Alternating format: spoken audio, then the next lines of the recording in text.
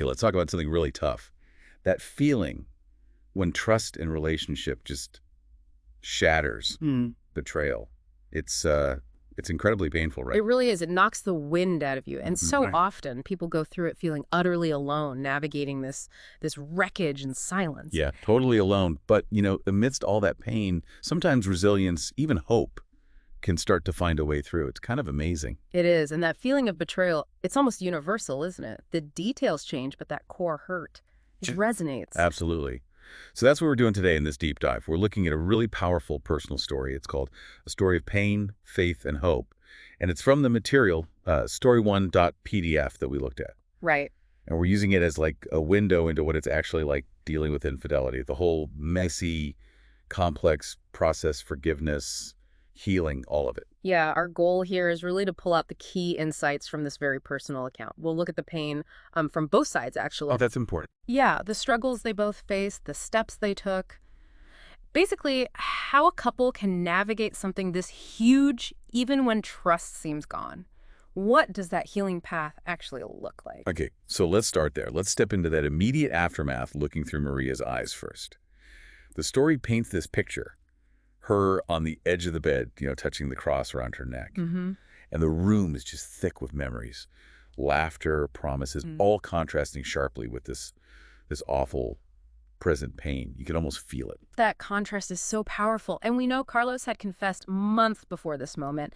Tears, begging for forgiveness, promising it wouldn't happen again. He'd even gone to church with her, trying, right? Yeah. Praying alongside her. Yeah, making those gestures. But for Maria, those promises just felt hollow. The betrayal echoed louder. Understandably. Yeah. Her trust was, obliterated. And what was left was this cold fear, this gnawing doubt every time Carlos left the house. Could it happen again? And her pain wasn't simple, it was layered. First, obviously, the betrayal itself. The person she trusted most broke her heart. Just devastating. Gut-wrenching. Then that fear you mentioned. Just relentless. She wanted to believe him, Who wouldn't? But the doubt was always there, creeping back in. That internal battle must have been exhausting. Totally. And then the loneliness. Feeling so isolated, couldn't talk to friends, couldn't even talk to her pastor. Why? Fear of judgment? Wow, that's rough. Yeah. And then there's this really interesting layer, the clash between her faith and her hurt. She's Christian, believes in forgiveness, but the belief didn't just erase the pain. Right. That's such a key point. Forgiveness isn't a magic wand. It's not forgetting. Exactly. It's an active process, a choice you make within the pain, not instead of it. And Maria's story shows that so clearly. Okay, so that's Maria's side, complex and agonizing. But you mentioned we also see Carlos's perspective. Yes, and it's crucial. His pain was different, obviously, but the story stresses it was real, too. It wasn't that he didn't love Maria. The root, it says, was low self-esteem. Oh, interesting. He was constantly seeking approval from other women, trying to feel worthy. That was the driver. So it wasn't really about Maria herself, but about his own internal struggles. That kind of reframes the usual narrative. It does. He felt, quote, trapped in a cycle of self-doubt and poor choices, even though he loved her.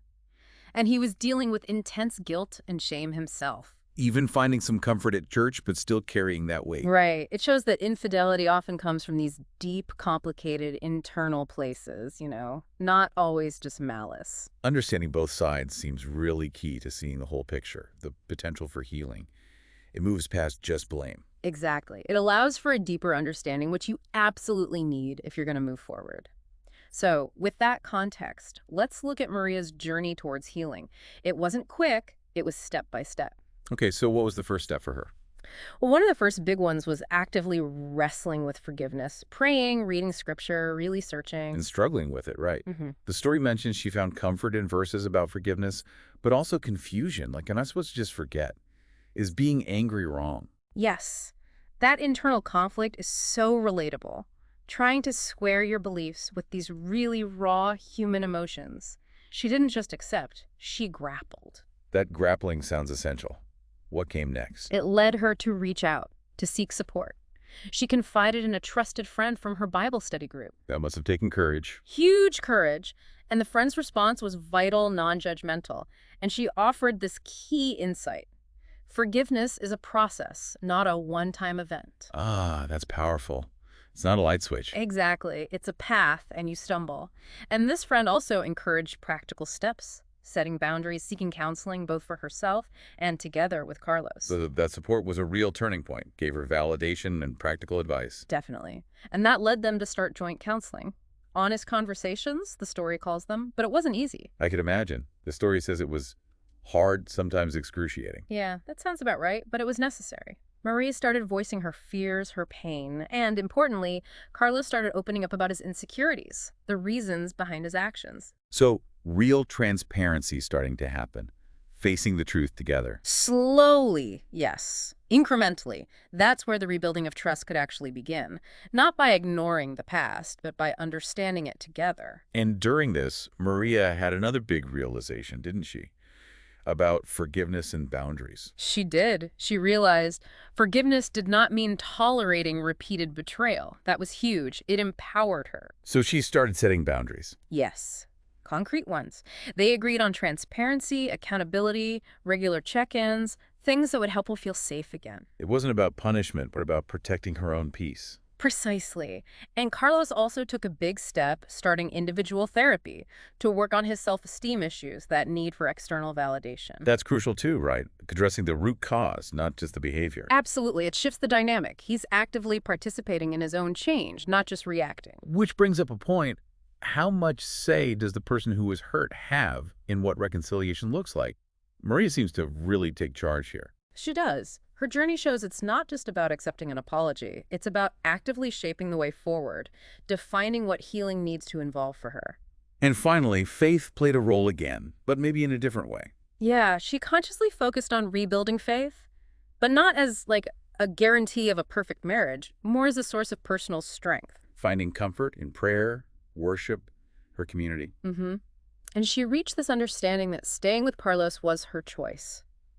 But it had to be a healthy choice for both of them. That shift from being a victim of the pain to an active agent in her own healing, that's really powerful. It is. Faith became less about rules and more about resilience, a framework for moving forward on her terms. So it's clear from this story, this isn't about instant healing. No easy answers. Not at all. It's an ongoing journey. The story emphasizes that every day Maria chooses to love, to forgive, to hope. It's a continuous commitment. A daily choice, not a one-and-done decision. Exactly. And it's honest about the challenges. Some days are still harder. She still fears future betrayal sometimes. That's realistic. Healing isn't about suddenly having no fear. Right. She's learning to live with that uncertainty, trusting herself, her faith, her support system.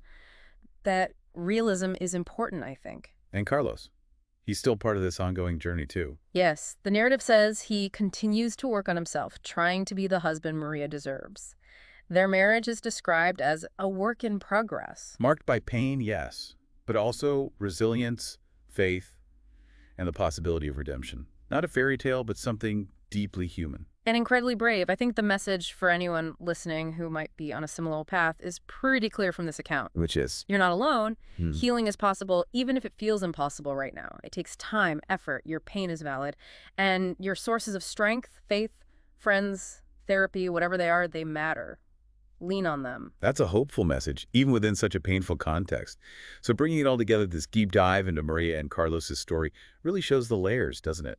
It really does. The complexity of betrayal, the slow, hard work of forgiveness, the absolute necessity of communication, boundaries, personal growth, all of it. And it's more than just their story. You Yeah. know, it touches on these universal human themes. Yeah. Pain, healing, how incredibly resilient people can be. You might see echoes of it in your own life or people you know. Absolutely. It resonates because it's so fundamentally human. So as we wrap up this deep dive, here's something to think about. Where is that line? The line between, say, courageous forgiveness and maybe unintentionally enabling repeated hurt, especially when the stakes are so high emotionally. And how does healthy self-preservation fit into that? How do you protect yourself while still being open to reconciliation? That's a really delicate balance to find, isn't it?